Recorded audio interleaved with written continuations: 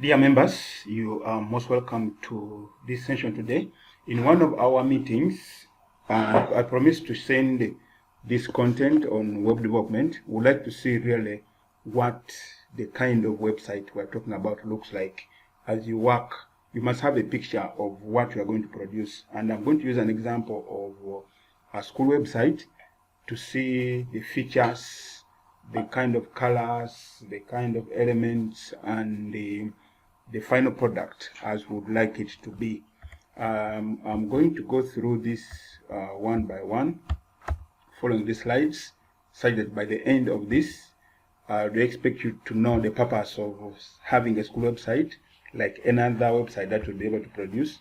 We also expect you to know the key design elements of good school websites. I expect you to know the website design and development process. We shall also talk about the cost implications related to school websites. We also talk about being able to design a page layout for your school website, and the page layout can also be for any website that you come up with. We shall also be able to talk about how to develop content for your project. It can be a school website, it can be any platform that you are coming up with, and where you are supporting your ICT Club members to develop something visual and something good for the community. By the end of this session, I expect you to be able to upload your developed website and upload it to a hosting server. We also expect you to appreciate that school website development needs proper planning, teamwork, support and development involving school administration, and also has a number of costs that you have to budget for. So not only school website, but any website that you will be focusing on, there is a lot.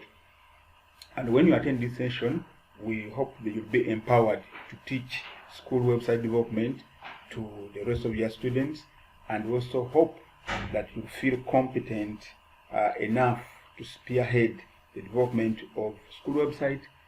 Apart from that, the club website, the community website, and any other SDG related content that you can be able to put online to help the community to come up and develop. And finally, we should be able to design a school website, the club website, using a content authoring software. For this case, I'm not going to bias you, but I'm going to share only one software called Blue Ribbon, and do a demo on how it is used to create a school website. Now, the purpose of a school website, it is important for you to think about the quality of the school website. You as a teacher, try analyze the one you have and check whether it has the following, whether it serves the following purpose to the existing students and their parents. So these people are interested in up-to-date calendar of the school events. There should be a newsletter attached there. There should be school achievements and awards in the extracurricular, in students' grades. If the school is appearing in the news, what is the school being known for? Is your school shining? So let everything appear on the website, and those are the expectations of the students, even if they don't talk about it. We also think that a school website gives prospective students and the parents a lot of information. So to the students and the parents, these are interested in the academic performance of the school, the history of the school, extracurricular activities that are offered in the school fees and admission process. Even donors, there are people who like to bring their children there. I've seen parents who are donors who are outside Uganda, but they would like to see where the children they are supporting, where the children are going. So they also check to see what is there on the website. So you miss a lot if your school website does not bring out those. They also have the alumni. These are interested in keeping track of their fellow alumni, alumni-only events, donating, they're also volunteering activities, fundraising. They are all interested in that. So is it there on the school website? let's also try to look at the key design elements of the good website. And when you ask a team of the people who are training, these were teachers, and these are some of the things they say that it should be able to serve a specific purpose. They said it should not have a lot of graphics. They said it should be easy to navigate and have security passwords, simple and not congested, it's available all the time, have a section of frequently asked questions, must be frequently updated, and should have reliable information. And lastly, there should be fast uploading. They also say they should be appealing. They also say that the text should have visible, and the font sizes should be should be colored but nice, and maintain maybe the same font. The links should be clear and should not be bouncing. They should be flowing well, and they should have a clear layout. That is what the members were thinking. Now, as Kawa, we also share the following views: that your website should be simple and easy to navigate, should not be complicated and hard for people to navigate, because when it's complicated, they will not come back to it, because there are millions of websites now running online. Number two, the website should be appealing and welcoming visually. So a school website needs to highlight the uniqueness of the school. There should be a logo clearly matching with the colors of the school. There should be the color scheme. Don't mix up colors so much. There should be good images and other attributes that show the school's brand in terms of the uniform, in terms of the badge, in terms of what the school is known for. Visually should be clear there. And also emphasize that the website should be updated and correct, and should be having relevant content. Any website which really has content which is outdated really doesn't attract people for it. So the major purpose of a school website is to provide a platform where current and prospective students and parents and other stakeholders can get information about the school and what happens there. If the headmaster is transferred, people should know. If we got new teachers, any news, any achievement, be it organizational or whatever government has supported in you, let's be on the school website. Now, the school website should have a home page. This page serves as a landing page for the school website. It should include basic information about the school, accompanied by a clear and nice picture of a typical day at school. It should have buildings, maybe a library, maybe dormitory, a nice compound. It should show a classroom. It may also have pictures of a lesson and many other items that show what the school is about. There is also that page called About Us. This page should describe the school's history. They may also have maybe the headmaster's message, or it can be on the home page. You choose where to go. You should also have educational philosophy, your school vision, what you stand for, your school mission, your core values, what are you known for, any affiliation, awards the school has received, achievements, let them be clear there. And also think they should also focus on the social media integration. The school website should have links to other social media channels and blogs to provide additional ways of communicating. Facebook, WhatsApp, YouTube should be clear there, Twitter, many others. We also hope that it's good to have a content management system there. A good school website should be implemented using a content management system so that it's interactive. You have images there running. You can even put academic questions for students to keep downloading and following all the learning resources. Let's talk about the issue of a calendar. The calendar is very important. It has to be updated to provide the following, provide teachers, students, and the parents reminders about the key dates in the school. When are you doing exams? What are the registration days? When are you beginning? When is the term ending? We get so many calls, really.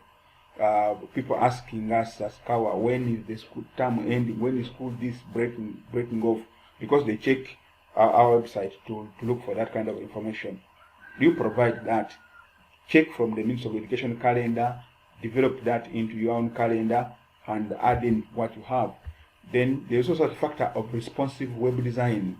This is an approach to web design which makes your web pages render very well on any device, whether one is using a small mobile phone, whether one is using a tablet, an iPad, it's using any device, desktop, it should be able to appear nicely and should be able to render well.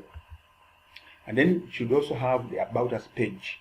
This should provide information about the physical location of the school, Google Map, the main office, the contact form visitors can use to get the school and fill in so that you can be able to feature well. Then the other issue is the pictures of happy, smart looking students involved in academic and co-curricular activities. When prospective parents see images of students, they are going to subconsciously ask themselves, do I want my child to be in a school like that? And so they make a choice. You should also focus on having a download page.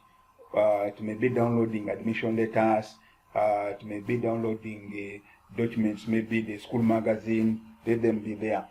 Let your school website also have relevant news. The school website needs to include multiple pages, items that are relevant to the school. I'm using the school website as an example, but it can be on any website that you are going to develop in the competition. Let's talk about web design and development process. So web design development does not simply start by you writing the code and going to HTML straight away, as we have been talking. There is a process that includes things like information gathering, planning, design, content writing, development or coding, then testing and review, then launch, then maintenance and updating. So the cycle continues so that whenever there is a breakdown, you know who and where to intervene. Now phase one, which is called information gathering, it deals with the setting goals for the website. Why are you doing it? Who is your audience? And then also look at the information that will be there. Where is it coming from? How will it affect the people? Will it make impact? Consult those who matter. Then in the planning process, you sit down and create what we call a comp, a sitemap or sketch of what are the drop downs that are there, identification of the human resource, select the website authoring software or content management system. How are you going to run it? Is it going to be costly for you? Think around there during phase 2 planning stage. Phase 3, you sit down and design. You create page layouts. You get clients' feedback on the layouts. Ask a few people, review and change layouts as required. You can do this maybe in a day, depending on how fast you are. It really doesn't mean that you do this in a week, then you wait for some time, then do the other. These stages may be followed, but sometimes it's just advice that to be consistent, you must plan. And then you also think about the content writing, getting the existing content ready for your migration to the website. So you create a new content. You must get good people. People can write good English so that your website is not questionable in terms of the representation for your school. Because whatever you put there, people imagine that is you, the school. And look at phase 5, which is the coding stage development. You do the coding, create a website, add special features, add forms, add interactivity, quiz, anything that you are pushing on. This is the area where you have the team that will do the work. Then there's that testing stage. You test the functionality of the forms, test the navigation, test readability, test whether it fits on a mobile platform, browser compatibility, upload the website to different hosts using FTP, check to see how the plugins work out, do search engine optimization. Then 7 is maintenance. Your website is running and you are looking at it. So regular updates, check additional plugins, update the content, market your content. The other thing to talk about is the cost implication for your website. Don't just imagine that you will succeed in this without having in mind that it requires money, but a website can also make for you money. So development and maintenance of school websites involves the number of costs which a school must be aware of from the onset to the time it is running. So even your investment website, club website, those are the issues.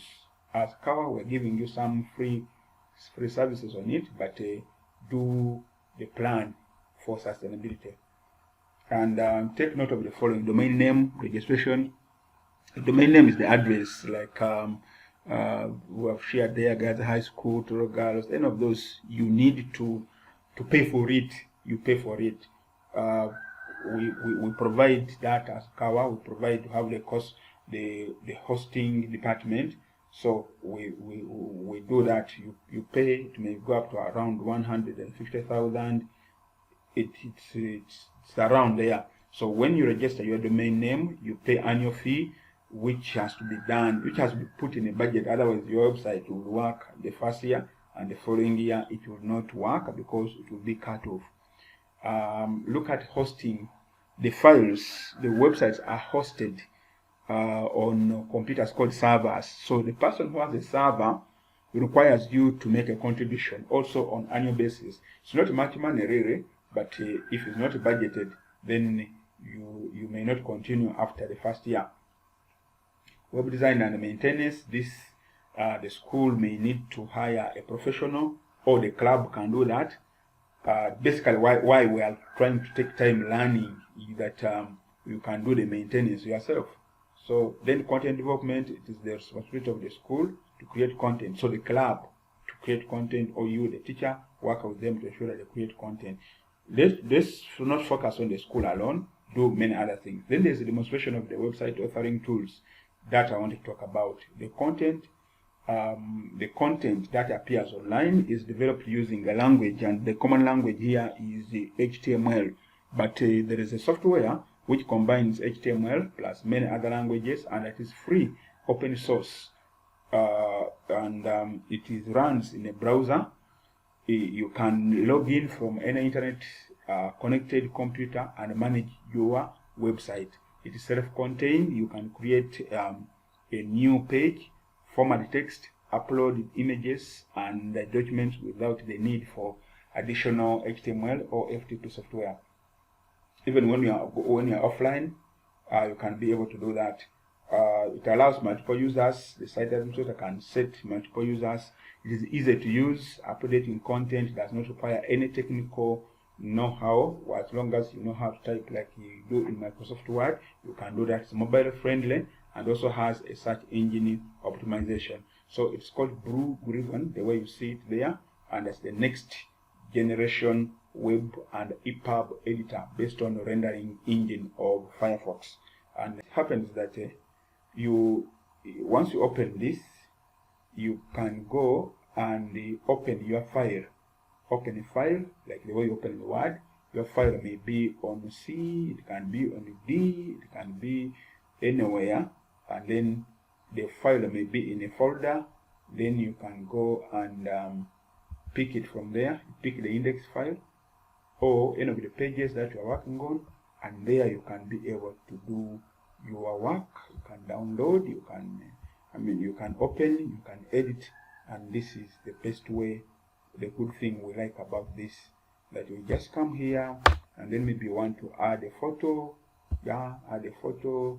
You go to things that are required there. Maybe they require the title or something like that, and so the image looks like that. And even if you wanted to use the code, the code also looks like like the way this image has just come with that title, and so we are ready and we're able to go. Thank you so much for your kind attention. May God bless you. We meet again when talking about the next video.